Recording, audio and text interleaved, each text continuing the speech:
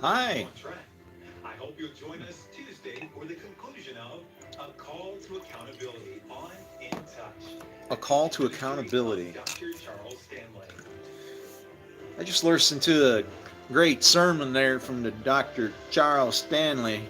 This program He's already deceased, and who knows what's going on, right? But anyway, yeah, I think I need to start looking for resources to try and find cash. So, as I said, my daughter passed away 2 weeks ago, and she used to work for Walmart, and that was reason enough not to cause trouble, right? You don't want to cause trouble for your family members, if you know, with those connections, kind of thing, right? They'll use that as a means to retaliate. So, and I've seen them retaliate. Trust me. So, guess what? It has now become time to expose my case that I might have some benefit for it. And yeah, I was wrongfully terminated. Literally, coming out of the bathroom, I was sick. Um, this is why I like talking about, my evidence and my cases, because it gets very interesting. Like, for instance, the reason why I was sick is because my immune system was damaged, and I had burnt up all my sick time during the summer after I was struck by lightning.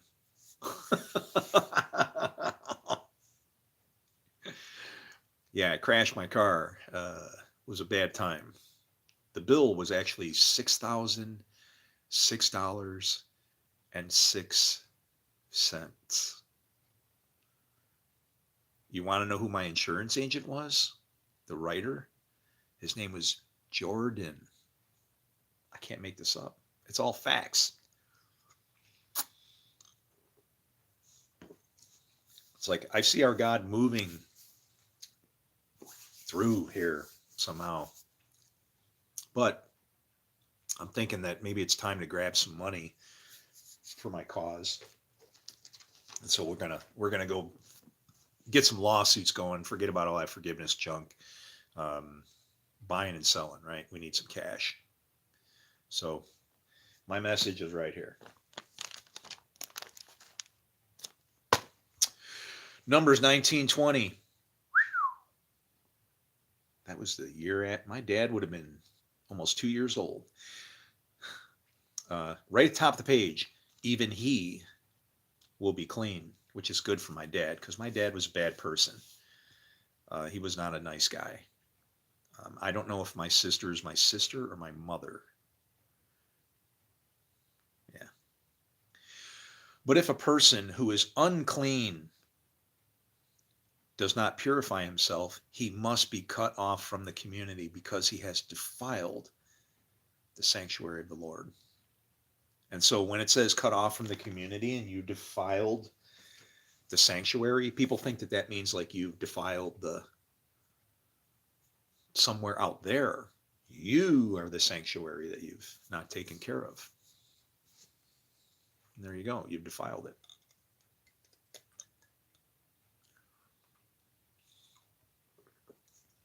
Wow. It's kind of scary, isn't it? Big difference in Jane and I's life. I mean, we just were captivated by it. And we also learned one of our popular.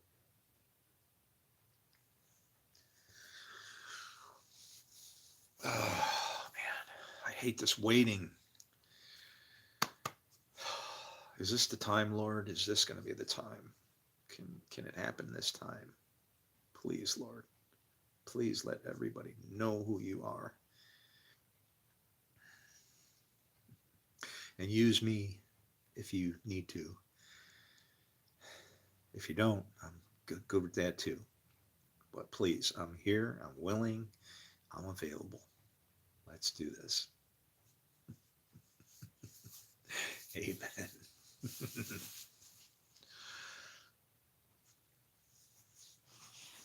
So that's it. Um, I'm in the market for any lawyers that want to sue Walmart. if you really want to go crazy, and that lawyer has maybe people he can speak to, interstate wise, like because in I got a wrongful death suit against me. I actually died in a hospital at the negligence of a doctor who was she was at odds with me because of my faith. Okay. Walmart has good lawyers. It doesn't matter what lawyers they have. Truth is truth. You can't cut facts. One way or another, I'm coming out of this with some dough, money. That's all I'm interested in. You know, I let things go on principle because I don't like to cause conflict. The conflict that would have been caused would have been the fact that my daughter is working in management in Walmart would have then come under fire and they would have tortured her because of my situation. Well, guess what? She's now in heaven. I don't have to worry about her anymore. So now me and Walmart can deal with each other eye to eye. And I'm not afraid of it. Bring it. I got all my facts. I know what I've said. I know what I did. They had people that would torture me out of my job. I'm not kidding you. You're trying to do the best you can, right? You're I ran myself to the freaking ground. I'm not exaggerating when I say that. I was going to my managers and asking them what I should do. And I was looking at a crew that was working underneath me because I was a manager that was being destroyed for the workload that was being put on them. I mean, when some little 80-pound girl, okay, maybe she was 100, but 100 pounds, this little tiny little girl, woman, whatever, she rolls out a pallet with like 2,000 pounds of canned goods on it. And I'm going to look at her and go, make sure you have that up by midnight. It's like, it's can after it wears you down eventually. And these people were beat up. And the managers would do shit like they would tell me, oh, it's canning season. So we got to have, you're setting these end caps up. I go to the end cap and she tells me to load it with vinegar.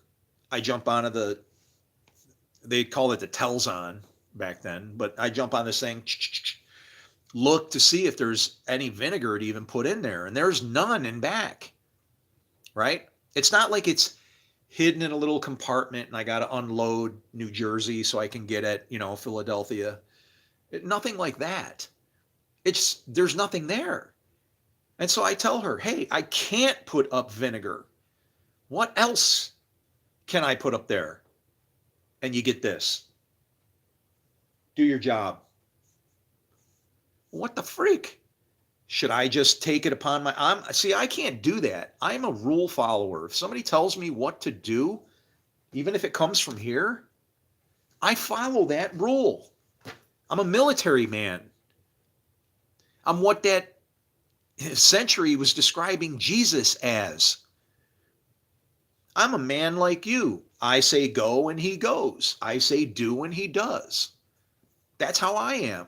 Except that sometimes I'm on the other part of that, right? Somebody tells me to go and do. Well, guess what?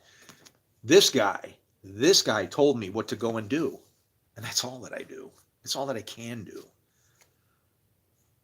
Sorry, I'm incapable. If I can't do it righteously through that book, then I have no means of helping you. That's it. My hands are tied. Okay? Can't do anything to help you. However, I do understand the idea of people doing their jobs and so on. And I got a job to do here. And I'm going to find resources one way or another. Santa, where's my gifts? I would suggest that you call Santa. Yeah, I'm Jewish. Thank you very much. Merry Christmas. Chronica or whatever you are celebrating there.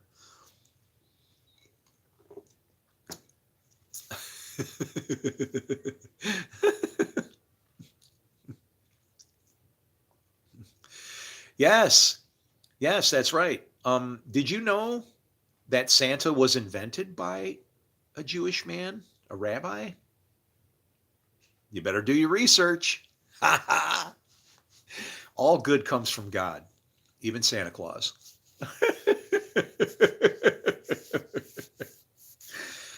Yeah, you know I have to thank for that. His name is God, but who God, thank you, Lord, but who God created or made is Ash Mays, M-A-I-Z. He's an amazing man because he's like, I don't know. I think he's very he's very procedural and facts. He's like me because if he sees something that will lead him in another direction, he doesn't care how long he's journeyed toward Egypt only to find out that he was really heading towards, you know, Chicago, right? He will stop on a dime and go, and tell you the facts as they are without any emotion. Just these are the facts, man. Like Dragnet, right? Just the facts, ma'am. Just the facts.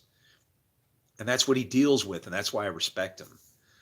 But so he's like me. He sees a world on fire, and I don't honestly think he gives a shit. And I'll put it that way. I don't think he really gives a flying fart about how it gets resolved. He's just honest enough to say there's something going on here that we need to fix, and we need to dig into all the details and find out like where it went wrong, who accused who of what conspiracies exist, but it's like the Jesus, the Messiah, promised us this, and that was 2,000 years ago. Why isn't it here yet?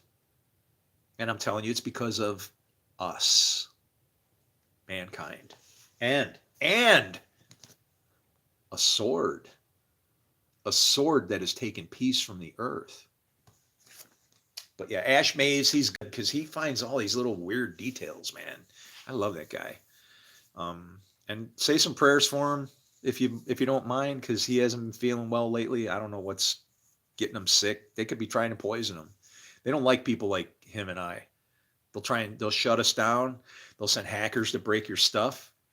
They'll send people to get into your live and tear things apart. Yeah. What does that stop me? Hell no. I'm going to love you. I am going to love you. And you can't stop me because my love comes from God and you can't stop it. You can't stop me from loving you. How does that feel? How does that feel while you're, no, I don't want you. And I'm going, I love you, man. Stop. Just stop. No. And I'm going,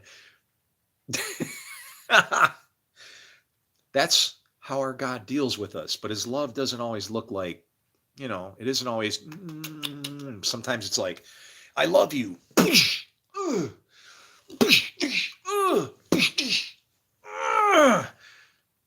Hey, what is that? Oh, you got a mark on your forehead. I think you're learning something. When your thoughts are affected and it causes a different fruit to come from your hands, congratulations, you're on the way to the great epiphany of I.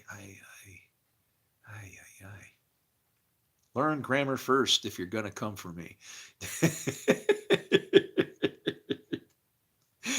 You sound like I love that LOL. You want to know, when I see LOL, you know what it makes me think of? You know how like somebody's drowning and they got their arms up and all you see is their head and their hands are going, hey, that's what I think of as LOL. I think of the mocker. Somebody that's mocking and laughing at something that maybe, I don't think there's anything to be laughed at in our world at this time.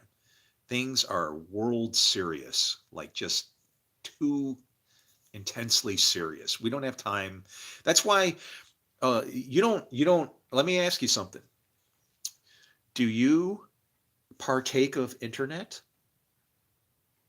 Not many, huh? Are there any great comedians out there just telling jokes for everybody and all this?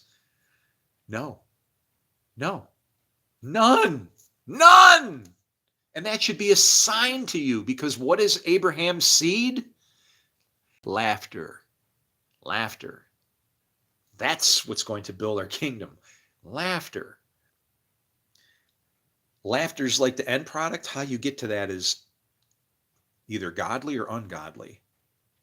if I'm calling myself a fool and saying let every man be a liar, that our God has gotten us and we, we're so known. Think of that. When you come to the point where you are just succumb that, okay, the game changes. Everything changes. People are going to laugh. No, we're going to cry at first. We're going to cry at first because the prophecies are all true. They're true, but you have to understand what they mean. And if you won't accept my interpretation, well, then I'm sorry. It's, you can look at it and decide for yourself. If I give you enough of it, it's going to be like, it's going to talk about hook in your jaw. It's going to be like a meal set before you and you're going to eat it and it's got a hook in it. And you're going to eat, and swallow the hook and probably crap it out the other end. And then you'll go, I can't, there's nothing I can say now. I'm stuck. I'm stuck because truth has been revealed to me. And so it's going to work in here. It's going to change you. You're going to struggle with it. But guess what happens ultimately? If you can come to the vision that I have of our God, and everybody is under God's rule. That's why he rules with good and evil, right? He has a staff and a rod, rules through everything. Nobody gets away from it. It's like a machine that we live in, that the rules are there. You have to abide by them. I don't mean to, turn God into like a computer program, but even the word, it says, has if then statements everywhere. If you do this, then I will do that. What does that sound like? Unfortunately, it sounds like a computer program called BASIC.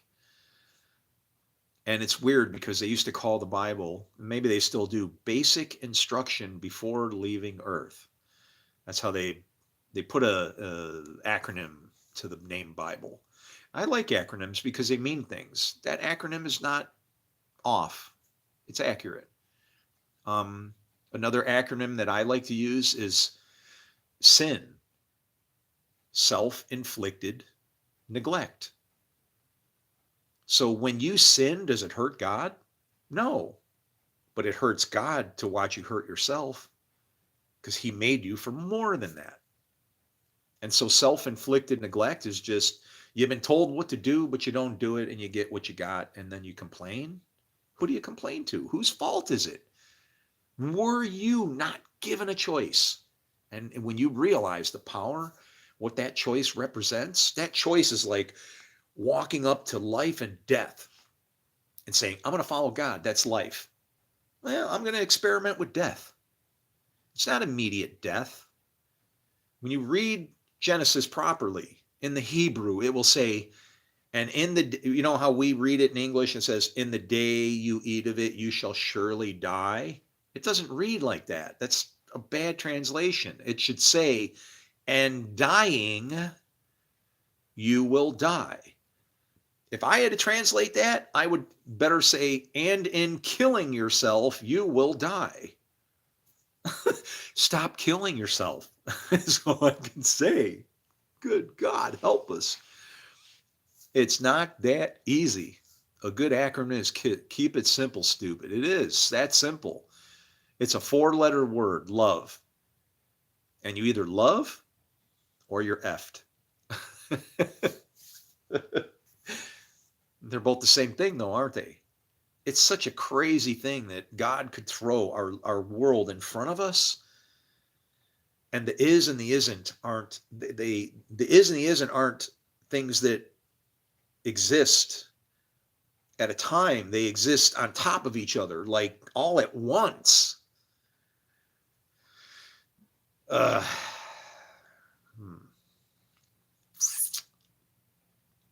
I don't know. I don't know what to say. Um, I love you guys. That's all I can say. Jesus Christ is a false God, and I am a witness. Why would you say something negative? If he is a false God, if he is a false God, why would the God that we serve leave him in existence and glorified and everything else for as long as he has, even until this day. Why?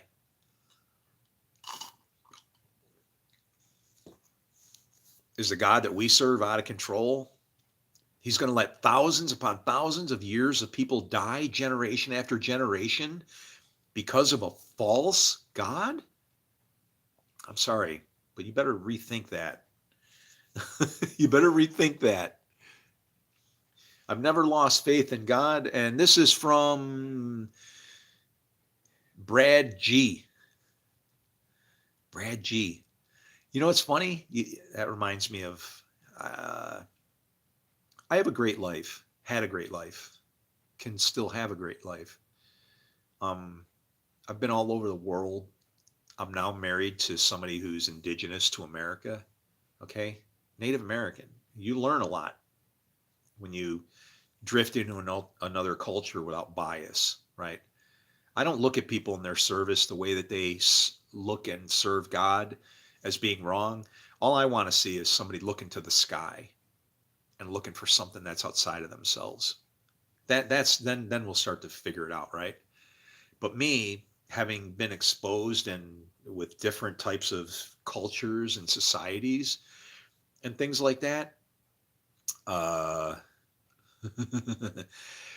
um, this is kind of funny, but I'm trying to learn bits and pieces of the native language, Seneca, which is actually a name that's in scripture.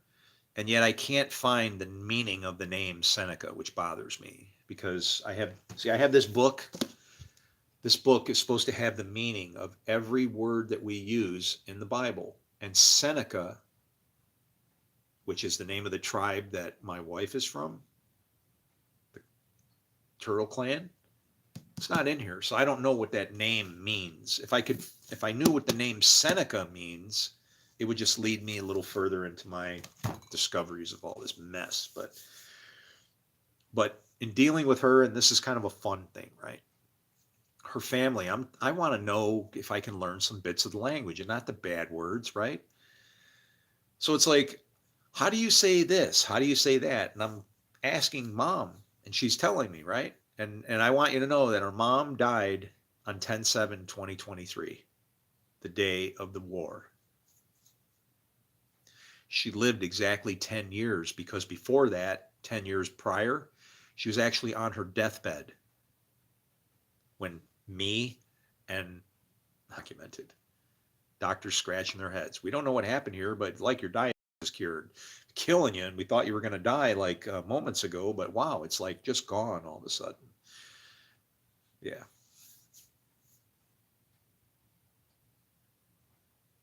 I hear a clock striking. Is my mom saying hi? Mom.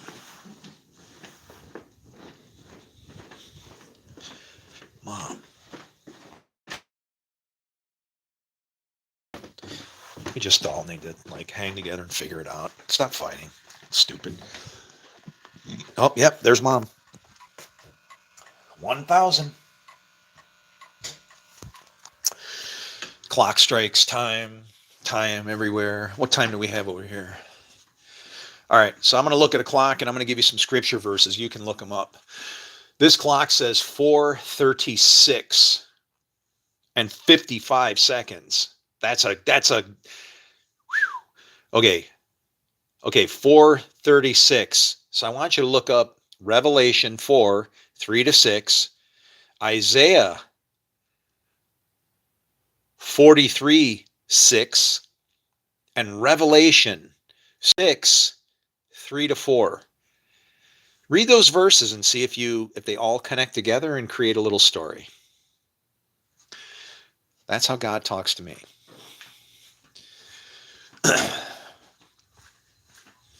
He's inside of us, guys. He's inside of you. He's inside of me. He's inside of the guy over there and the chick over there. Everything. Just life, the spirit, whatever is rocking this place. All coming out of one zone, man. All coming out of one zone. We split it up. We decide to fight over it, which is a very, very bad thing to do. Do I need power? You know what I need? I need a break. I'm going to take a restroom break here. Uh oh. Like I was his only girl. And he was ministering to my deepest needs that I didn't even know that I had. And when he allowed me to come back to this earth, the first verse that he gave me in my quiet time was, "You have delivered me from death, even my feet from stumbling, to walk before God in the light of life." And I thought that phrase, light of life, that's what transitions. It's here on earth. If you want to know it, it's in heaven because he created heaven. I'll be back shortly. I got to take a break. I need to go pee.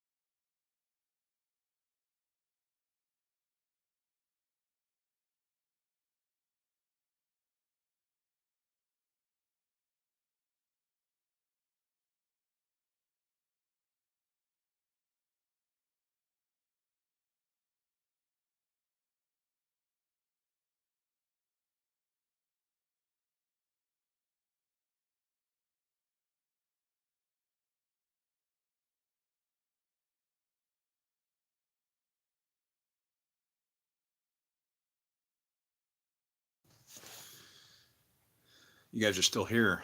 Why? Go love somebody. Get the hell out of here. All that time I was out there, that was actually 33 minutes and 33 seconds. Listen, get out of here.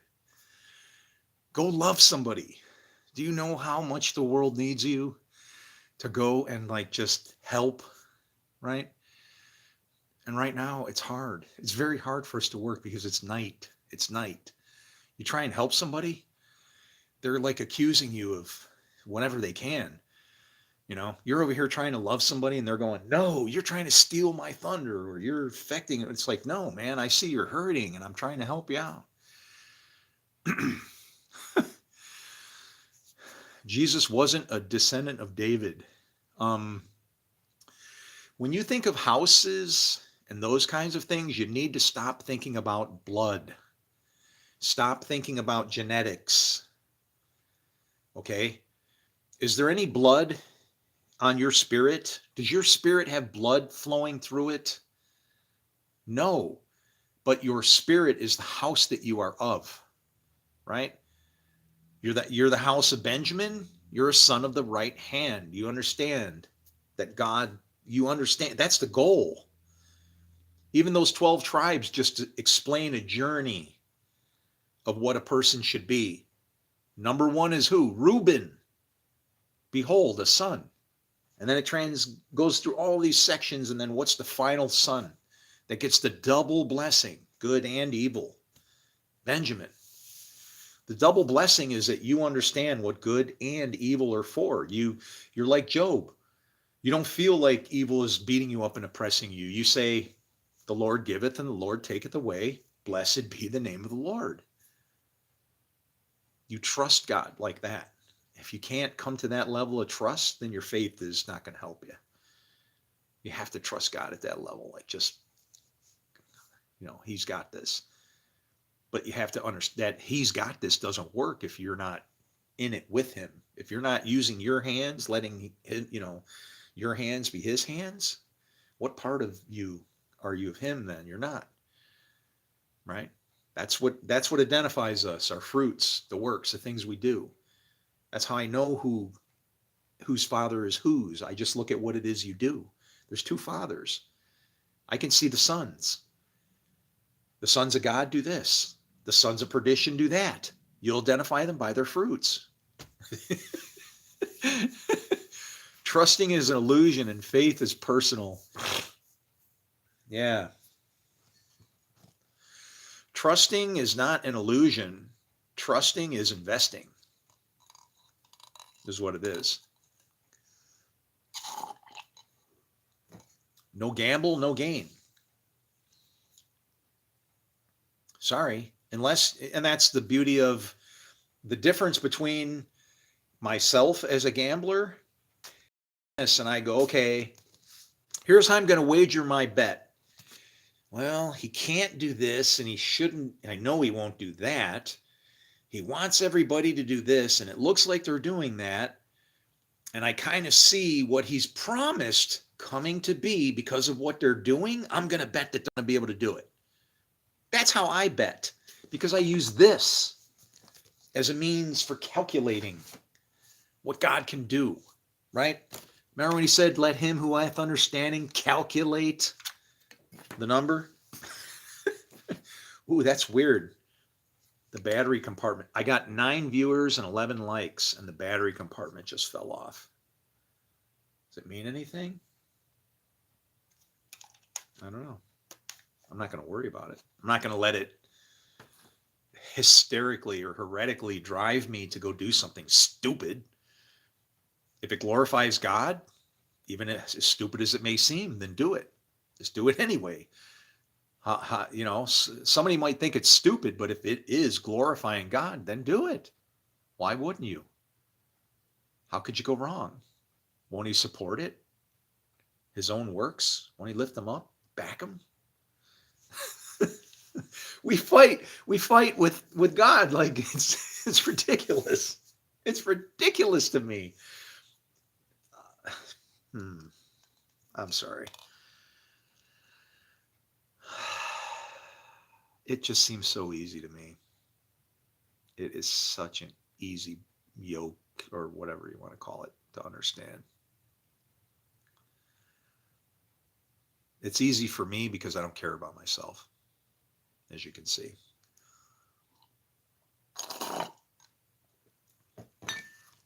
Did you know I'm waiting for Jesus to wash my feet, or somebody from the kingdom to wash my feet? Here, let me show you what your feet look like after years and years and years of not being washed. As you wait, actually don't look so bad. I honestly can't believe that that's the case when I look at them. But the reality is you just got to keep changing your socks. Keep changing your linen out, right?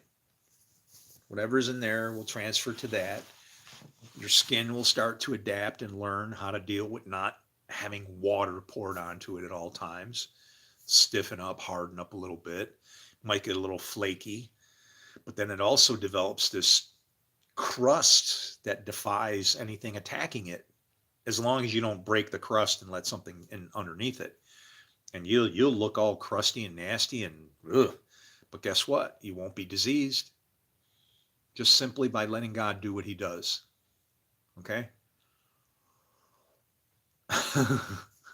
I don't want to disgust you with how much I have embraced the idea of the things that Jesus said, that your life is more than clothes or what you eat and so on. I don't worry about any of that stuff anymore.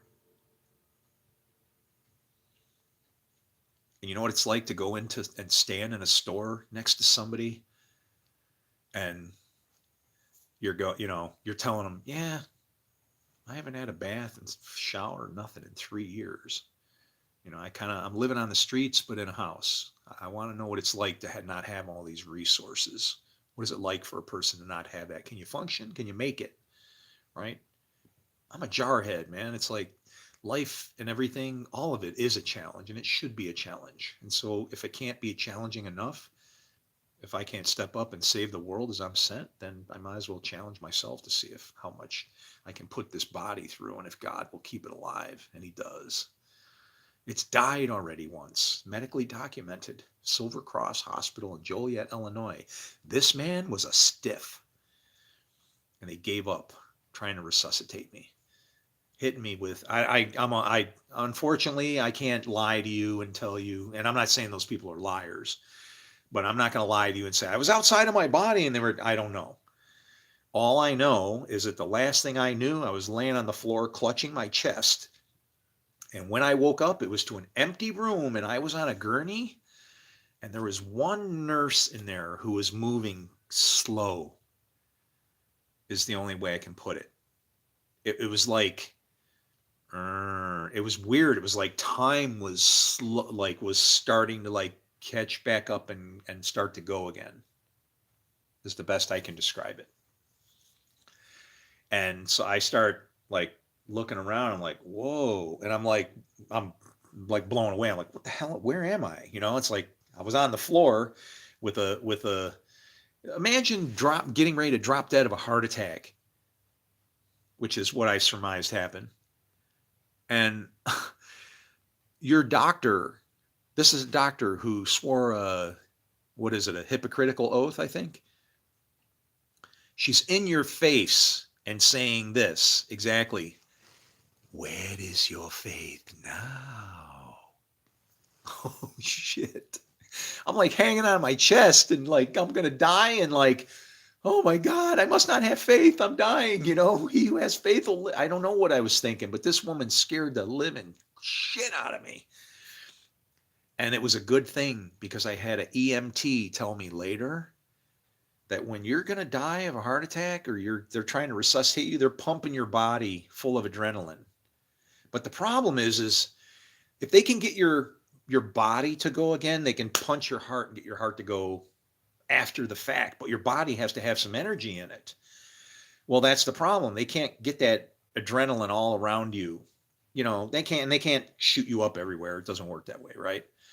If they can't get that nice flow, that push of time, the blood, just to get you going again, That's what they're trying to do when they're injecting you with all that crap. He told me, he said, do you realize you got your shot of adrenaline before you even died? And I'm like, what do you mean? He's like, that woman scared the shit out of you. I can't even imagine what that was. This guy was a Christian, but he was an EMT I'm talking to. I have pictures of him somewhere. um, and he, he's like, I can't even imagine laying there with the thoughts that I'm about to die, and then some person getting in your face and just like, it was like threatening you. Are you going to heaven or are you going to hell? Right. But when I woke up, I was kind of like, oh, where the hell am I? And I looked, and then the lady was moving. Like I said, she was moving really slow, and she had her head down, and she looked like she was sad, is the best way I can put it. And then when she saw me moving, she was happy. Oh my God, he's waking up. Right? She was so happy. And then she reached over and she grabbed a hypodermic and jammed it into my thigh, put me out again. The hell? Okay. Up, down, backwards, forwards. Well, guess what? Yeah, that's what it's like to raise from the dead. I've done that. I've prayed for people on their deathbeds and had miracles occur. 30 years of incurable disease afflicting their body, and now finally it's got them on their deathbed. You want to know what happened? I said a prayer, they were healed, and I wound up marrying her daughter. And this again happens in a hospital. It's all medically documented.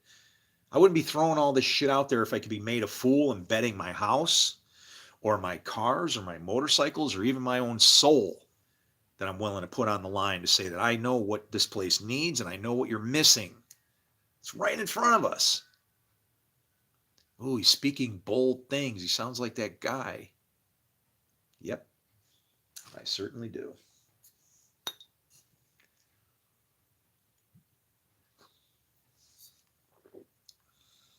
This book is going to scare the crap out of us eventually.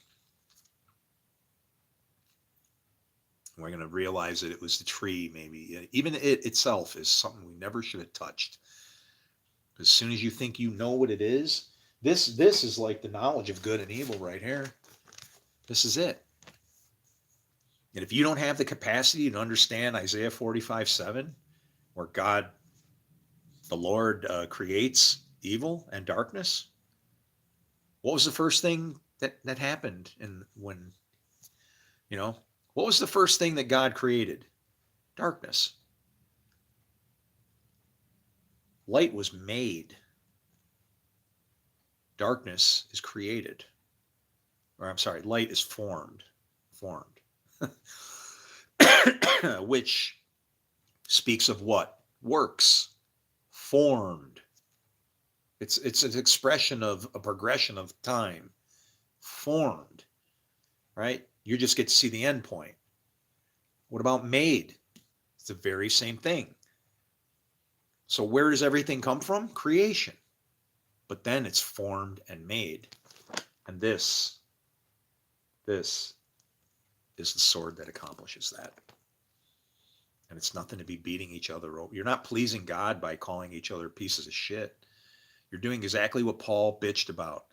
You're blessing the Creator and cursing the Creator out of the same mouth. Brother, let it not be so. I think he says something like that. When you're ready to understand our God, let me know. I'll help you out. Trusting is an illusion and faith is personal in my relief. He meant belief, but is there anybody out there? No, nothing. This is what happens. How can this guy talk like this? How can he fit it all together? How does he know? Because I have the Spirit. And then everybody gets silent and looks at me and wonders. Sitting right here in front of your face. Why did he give it to me? I don't know. Because I don't think it's anybody's fault. I don't judge. I don't point fingers at people. I think that there's something bigger going on here that we just can't understand. And it's so out of our comprehension that it's got us at each other's throats even. It's the beast. It's the beast. And I'm going to tell you something, you cannot fight it. That's what we've been doing all this time. The mark in your hand is blood. Okay? The mark on your forehead is a question mark because you're unidentified. You don't have an owner. Nobody's claimed you yet. But your works are what claim you. So you don't understand who you are. You are the darkness that can't comprehend what it is that you are. You're created, darkness and evil, and you need to be formed and made into light and peace.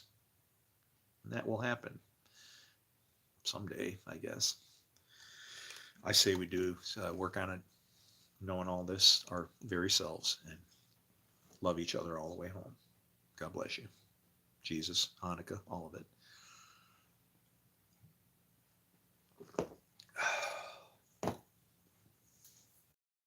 I'm going to tell you something. Once this weather turns and the roads are actually clear right now, I could probably get on my motorcycle and just drive off right now. I bet you I could head south and just start heading for warmer weather. I mean, shit, they had tornadoes in the Midwest. It can't be that damn cold there. It must have had something weird going on. I mean, tornadoes in January? What the hell is that? If that ain't a sign from God. No, it's a sign of the damage we've done to our planet from all the junk we throw out everywhere. We're damn environmental criminals. You know, it's like walking in your bathroom, taking a piss in the toilet, and then chopping up a bunch of carrots and potatoes and throwing it in there and stirring it around and going, yeah, soup's on. I mean, might as well. That's how we treat our planet, with no respect whatsoever. Like as if we could just blast off and go somewhere else. Good luck getting there. That's a long ways off, ain't it? Your kids might get there, right? Your sin of escaping the kingdom that you were given will fall upon who? To the seventh generation. So you can expect that it'll take whatever the Bible says with regards to the sins carrying down to those generations. That's how long it will take us to get to the next place. But even if we get to the next place, it doesn't mean that good things are going to happen even there. I'm wondering if we didn't come from Mars, to be honest with you. If we didn't migrate a little closer to the sun. See, because there's what they call the is it the Goldilocks zone or the Cinderella zone? I forget. There's a zone around a star where the planets that are in that zone are most likely to be habitable because they get a decent amount of energy from the sun, to warm the one side of the planet, but then there's a balance on the other side, which is again what? Light and dark. Meeting where? On the earth or the land, right? And then what happens? That now, because you have these two alternate forces, they get to modulate against each other, and that's where life comes from, yeah, it's not that damn hard, guys. I love all of you. That's all I can say.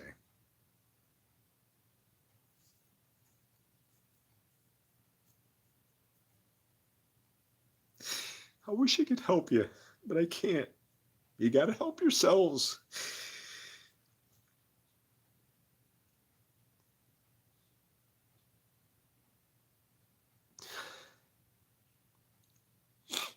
If you won't do the work, then you're not reflective of any want or desire to do it, right? It's like all these little things that are said there. You are judged because you're found wanting, right? And then what does he do to that king?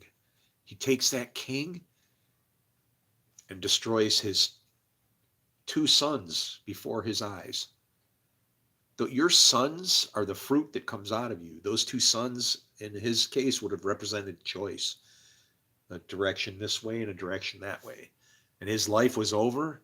He could see that his sons, The fruit of him would end up being nothing. But the works and things that you do for our Lord, they'll last forever, I promise you. They will last forever. Nobody will forget you. I promise.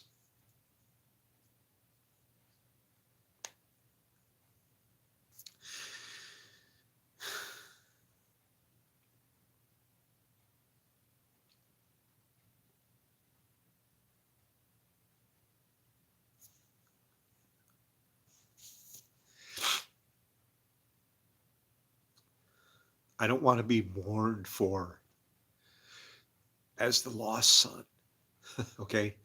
I want to be celebrated because I was dead and now you have found me.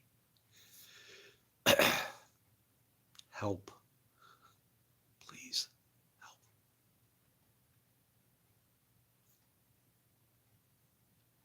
If you don't, then you're going to hell. That's about the end of it. It's that damn simple.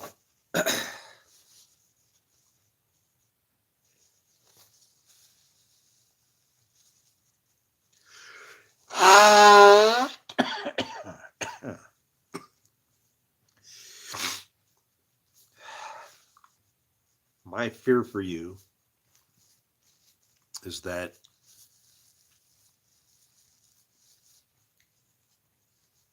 things that I've endured,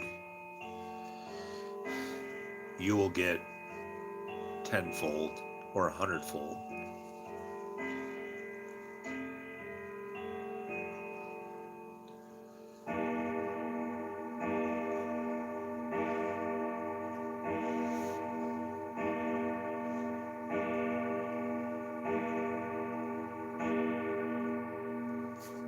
Guess whose number that is? That's Jesus. 8 must be Jesus. 9 must be the angels. A little lower than the angels. So 8 is Jesus. And Jesus is forever. What's interesting about forever is it requires good and evil. Because there's always a time for every time, even within a time. And there's always a half of a term light. I create darkness. I make peace. And I create evil. I, the Lord, do all these things. The Lord is a man of war. The Lord is his name. God is not a man. The Lord is Lord God and not God. You are God, a God. Okay, let's see how many people jump off. 12, 11, none. Okay. Yeah, you, according to Jesus, do you realize that? Jesus said it. If he called them gods to whom the word came, Jesus is the word. He came. You know, I haven't seen him yet. I do know people that have seen him. Many people, actually. Well, that's freaky. Wow. I never thought about it. I do know a lot of people that have actually seen Jesus. Like people that'll say, I went to a beach and had a, you know, psychological experience, and I saw Jesus walking on the beach in the water. I know somebody who actually says that. I know somebody that says that Jesus got in their car with them and they were out of gas and they drove for hundreds of miles on an empty tank having a conversation with Jesus. I know somebody like that. I never thought about it. Who else do I know? I wonder.